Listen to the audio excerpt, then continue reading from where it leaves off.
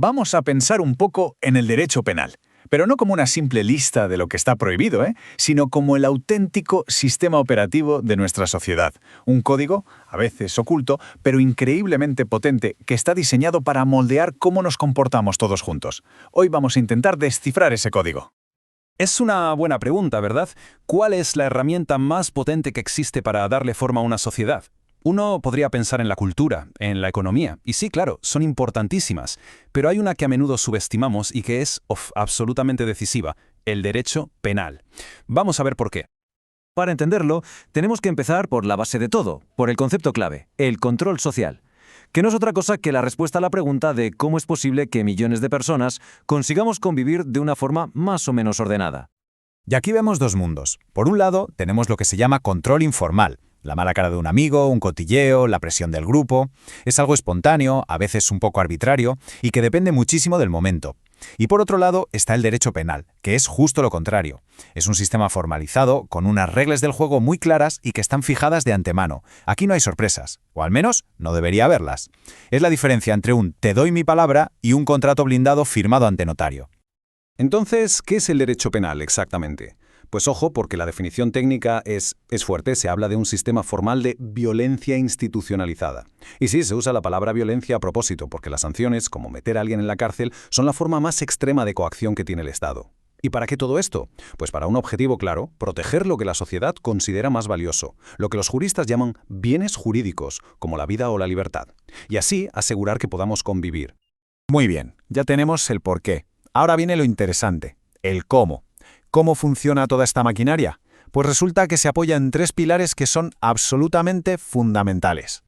Y esta secuencia es básicamente universal. Primero, está la regla, la infracción, no se puede hacer X. Segundo, la consecuencia si te saltas la regla, la sanción. Y tercero, y esto es la clave de bóveda de todo el sistema, un proceso justo para determinar si de verdad se cometió la infracción y si la sanción es la que toca. Sin ese proceso, todo esto sería pura arbitrariedad. Es que este punto es la clave de todo, de verdad. Sin el proceso penal, el Código Penal sería pues un libro muy bien escrito, pero nada más, una declaración de intenciones. El proceso es ese puente que conecta la norma escrita, la teoría, con la realidad. Es la garantía de que a nadie se le va a castigar porque sí. Ahora que ya conocemos la maquinaria, vamos a hacer zoom al propio código. El derecho penal por dentro se divide en dos grandes bloques. Y para entenderlo bien, la mejor analogía es la de un ordenador. Necesita un sistema operativo y sobre él se ejecutan las aplicaciones.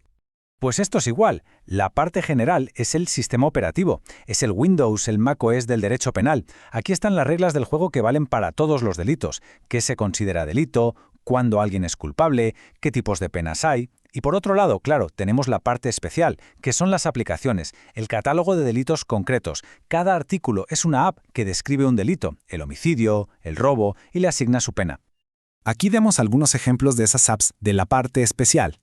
Cada uno de estos delitos, desde el homicidio hasta un delito económico, funciona como un programa que se ejecuta, por así decirlo, siguiendo las instrucciones generales del sistema operativo que vimos antes. Por ejemplo, el concepto de legítima defensa que está en la parte general podría aplicarse perfectamente a un caso de homicidio de la parte especial. Hemos visto el sistema a lo grande. Ahora propongo hacer lo contrario, bajar al nivel más pequeño posible, al átomo, a la unidad mínima del derecho penal, la norma. Vamos a coger una y a ver qué tiene dentro. En el fondo, toda norma penal es una instrucción súper simple, una especie de sí, entonces. Si haces esto, entonces te pasará esto otro. Así de directo.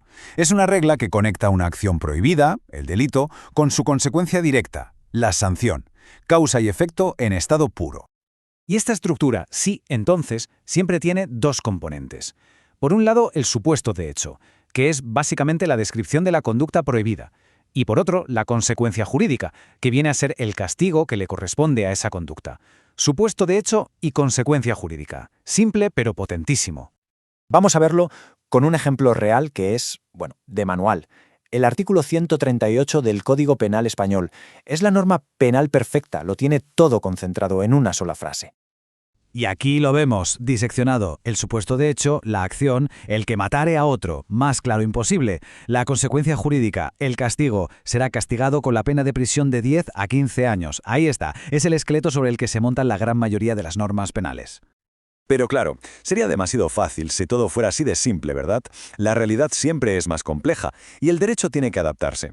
No todas las normas son tan autónomas y autocontenidas como la del homicidio. A veces, para entender una regla, hay que ir a buscar ayuda en otras. Y aquí la cosa se pone un poco más técnica. Tenemos, por un lado, las normas incompletas, que son normas que necesitan a otras partes del mismo código para tener sentido. El ejemplo clásico es la legítima defensa. Es una norma que te dice cuándo matar a otro no tiene castigo. Y luego están las normas en blanco, que son aún más curiosas. Estas te mandan a buscar la respuesta fuera del Código Penal, a otras leyes. Esto pasa mucho en delitos medioambientales, por ejemplo, donde lo que está prohibido se define en una ley administrativa. Y claro, estas normas en blanco son un arma de doble filo. Son muy flexibles, sí, pero generan un problema. ¿Qué pasa si esa ley de medio ambiente a la que nos remite el Código Penal cambia de repente? Pues que lo que ayer era perfectamente legal, hoy podría ser un delito.